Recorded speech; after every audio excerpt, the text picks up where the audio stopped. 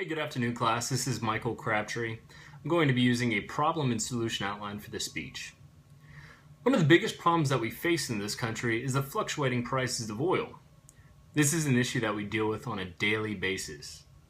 Oil and gas companies are currently in a recession due to the 40% plummet of oil prices in the last 6 months. We need to stabilize oil prices in this country so we can pay reasonable prices at the pump year-round, and so we can strengthen job security for those who work in the oil and gas industry. I keep seeing people post pictures of the low gas prices at the pump with exciting comments.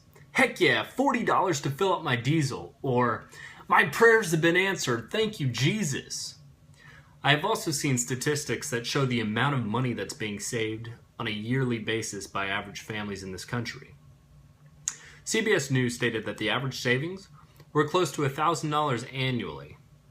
One of the rumors currently being spread around is that Americans are now putting those savings back into other industries, which is strengthening the economy.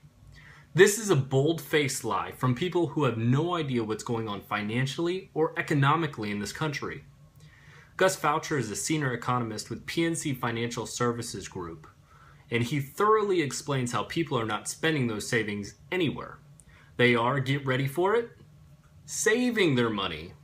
He also goes on to further state that Americans have seen what the crash of oil can do, and they are fearful of another great recession like the one we all experienced in 2008.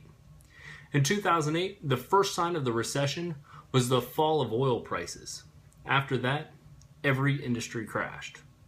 Now I know you may be still thinking, yeah, whatever, I'm still saving money, so that's cool. But have you ever thought about the price of gas at the pump? What is a reasonable price to pay? Do you really think that $1.85 is a good price? If you do, then we really need to start getting the prices of Red Bull and bottles of water dropped. $1.85 is less than both those items. I can tell you that it costs a lot more to produce a gallon of gas than it does to produce a 6-ounce can of Red Bull. Sometimes comparing other items really puts things into perspective.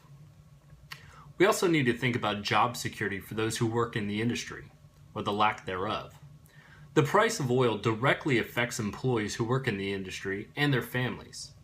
The most recent oil crash has already taken its toll. Thousands of jobs have already been lost, and WSWS.org states that the layoffs are not over. It isn't fair and it isn't right. Why should somebody's job be affected by something that is completely out of their control? So I've told you all the problem. Oil prices are unstable. We all know that. Well, how can we fix it? What is the solution to an issue that has plagued this country for decades? I'm a petroleum engineering analyst for an oil and gas company here in Houston, and my personal recommendation would be to put regulations on oil and gas companies and limit the amount of oil they can produce on an annual basis. I would also suggest imposing fines on companies that go over the set limits.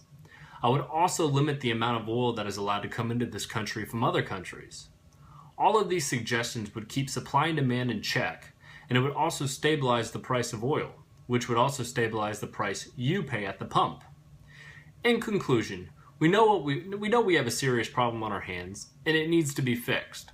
We need to set strict guidelines for oil and gas companies and moderate the amount of oil that comes into this country. If we don't do something, we will be dealing with the issue for years to come, and it will only continue to get worse. Projections from the Secretary General of OPEC came out, and he estimates that oil will hit $200 a barrel when oil goes back up. Like I said, this issue needs to be fixed, and it needs to be fixed now. Thank you guys for your time.